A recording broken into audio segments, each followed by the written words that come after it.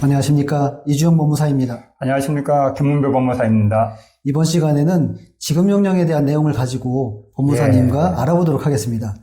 사실은 지급명령이라는 것은 채권자가 채무자로부터 받을 금전 채권이 있는데 서류만을 근거로 해서 법원에 신청을 하면 법원에서 그 서류만을 가지고 결정을 하고 채무자에게 송달해서 이의 신청이 없으면 판결로 이렇게 확정이 되는 그런 절차입니다. 재판 없고 또 신속하게 빨리 처리하기 때문에 그렇죠. 많은 사람들이 이용하는 절차이잖아요. 맞습니다. 대부분 이 절차를 이용한다고 보시면 되겠죠. 네. 비용도 또 저렴합니다. 일반 소송에 비해서 속가도 인치대 10분의 1 정도밖에는 되지는 않고 그렇잖아요. 전자소송으로 진행하면 거기서 또 10분의 1을 또 감해줍니다. 그렇기 때문에 소송을 할 때 지급명령 일명 독촉 절차라고 하는데요. 이 절차를 이용하시면 참 좋습니다. 법무사님, 그 지급명령 신청은 어떤 사건 이렇게 진행하나요? 지급명령 금전이나 금전으로 받을 수 있는 채권에 한정되어 있다고 보면 되는데요.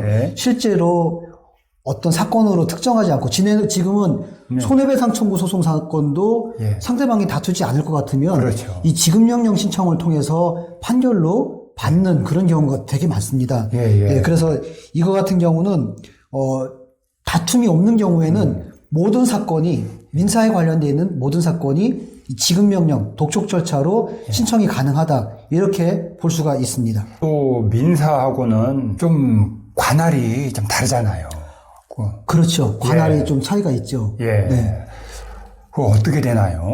관할 같은 경우는 1번 첫 번째로는 채무자의 주소지나 거소지, 영업소재지 이렇게 되고요. 그 다음에 불법행위 같은 경우는 의무이행지도 관할이 됩니다. 그리고 채권자의 주소지도 관할이 됩니다. 지참채무인 경우에. 지급명령의 경우에는 아주 특별한 경우 아니면 관할 위반이 없다라고 보시면 되고 거의 대부분이 채권자의 주소지에다가 편의적으로 소송을 제기할 수 있다. 다만 추신금이라든지 일부 예외는 있습니다만은 그런 부분들은 전문가와 조금 미리 상의를 해보시면 되고 관할은 특별히 법에서 정해준 규정은 있지만 위반되는 경우는 거의 발생하지 않는다 보시면 될 것 같습니다. 그 처리 기간도 더 간단한 만큼 그게 좀 짧지 않나요? 그렇죠. 처리 기간도 보통 소송으로 진행이 되면 최소 6개월에서 1년 정도 판결이 날 때까지 기다려야 되는데 이거 같은 경우는 접수하고 나서 일주일 안에 법원에서 결정이 이루어지고 결정이 이루어지면 채무자에게 송달이 되고 송달이 된 이후에 2주 동안 기다렸다가 확정이 되면 판결과 같은 효력이 있습니다. 보통은 지급명령은 한 달이나 길게는 한 달 반 정도면 판결로서 확정이 된다. 이렇게 보통 얘기를 하고 있습니다. 이의신청 같은 경우도 실제로는 많지는 않지 않나요? 많습니다. 그러나요? 네네. 왜냐면은, 다툼이 없는데도 불구하고 지급을 늦추기 위해서. 특히 기간. 그렇죠. 그 문제가 많잖아요. 맞아요. 그래서 일부러, 내가 줄 돈이 5천만 원 있다, 1,000만 원 있다, 맞는데도 불구하고 이의신청을 통해서 재판으로 회부시켜버립니다. 특히 임대차 보증금 반환 같은 경우는 특히 심하겠죠. 맞습니다. 그 임대차가 특히 문제인데, 임대차 같은 경우는 사실은 다툼이 있는 경우가 거의 없거든요. 없죠. 그런데도 불구하고 채무자가 송달 받고서 반드시 이의신청하는 경우도 한 반 정도, 50% 정도 본 것 같습니다. 실제로 보면은 이의에 해당되지 않을 듯한 것도 사진을 찍는다든가 증거 자료를 굉장히 많이 수집해서 기간을 굉장히 늘리잖아요. 그렇습니다. 지급명령은 특히 주의할 게 기간은 짧게 걸리는데 두 가지 전제 조건이 있습니다. 하나는 채무자가 송달을 받아야 됩니다. 송달을 받지 않으면 금융기관 같은 경우는 법에 의해서 공시송달로 진행할 수는 있는데 개인 같은 경우는 공시송달이 안 돼서 반드시 본안소송으로 넘어가야 됩니다. 그래서 채무자가 송달을 받아야 된다. 그리고 송달을 받고 나서 2주간 이의신청이 없어야 된다. 그래야 판결로 확정이 되고 나중에 집행을 해나갈 수가 있다. 이렇게 보는 거죠.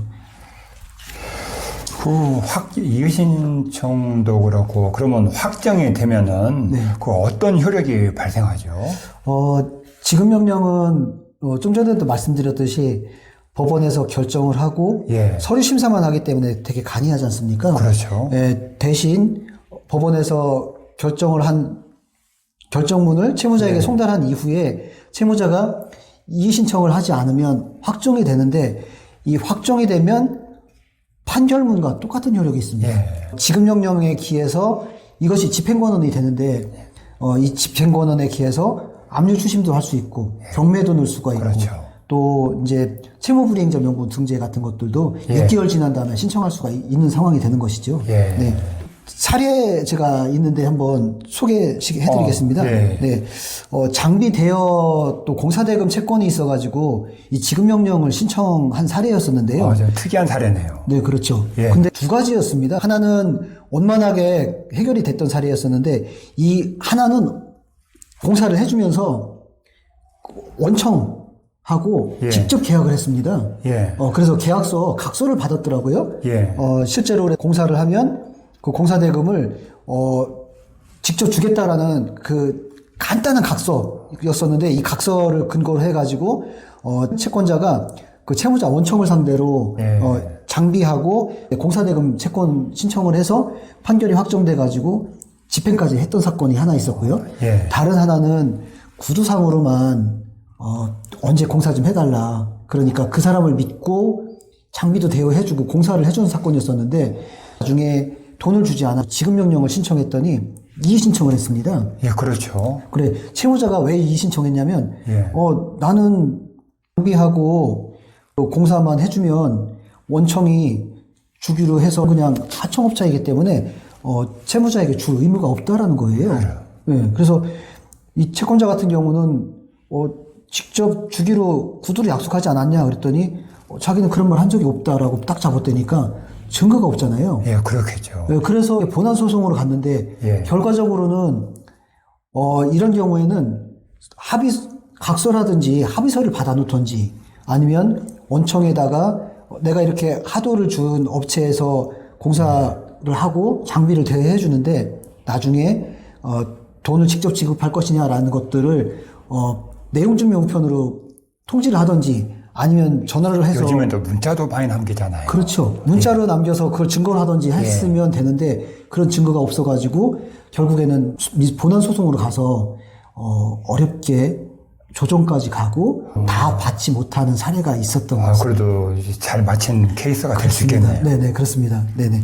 그래서 이런 경우 지급명령 신청을 할 때는 증거서류가 좀 많이 확보가 돼야 되고 증거서류가 없다고 하더라도 간단한 문자나 내용증명 예. 또는 통화를 한 내역들이 있다고 하면 그걸 근거로 해서 지급명령 신청을 하는 데는 문제가 없다 이렇게 보시면 될 것 같습니다. 특히 채무자 주소 같은 경우도 어느 정도 확보가 된 상태여야 되겠죠. 맞습니다. 참 예. 채무자 주소가 확보가 돼야 되고 예. 나중에 집행을 하려고 봤더니 주민등록 초본상 주소하고 예. 지급명령상 주소하고 달라서 그렇죠. 집행이 안 돼서 결국 예. 경정까지 한 사례도 있었습니다. 예. 네. 가끔 보면은 사업자 주소지로 채무자의 주소를 등재해 놨는데 실제로 집행을 하기 위해서는 채무자의 초본이 필요한데 예. 채무자의 초본상 주소와 사업장 주소가 달라서 그런 부분들도 경정해드린 사례도 많이 있었습니다. 이렇게 지급명령 같은 경우는 단시간 내에 판결로 확정을 받을 수는 있는데 채무자 특정이 중요하고 채무자가 이의 신청을 한다든지 또 채무자가 송달을 받지 않으면 절차 진행은 어려운 부분들이 있다. 이런 부분들 또 생각해서 지급명령을 할 것인지 소송으로 진행할 것인지는 상담을 받아보시면 좋을 것 같습니다. 예, 그렇죠. 네, 이상 마치겠습니다. 네, 감사합니다.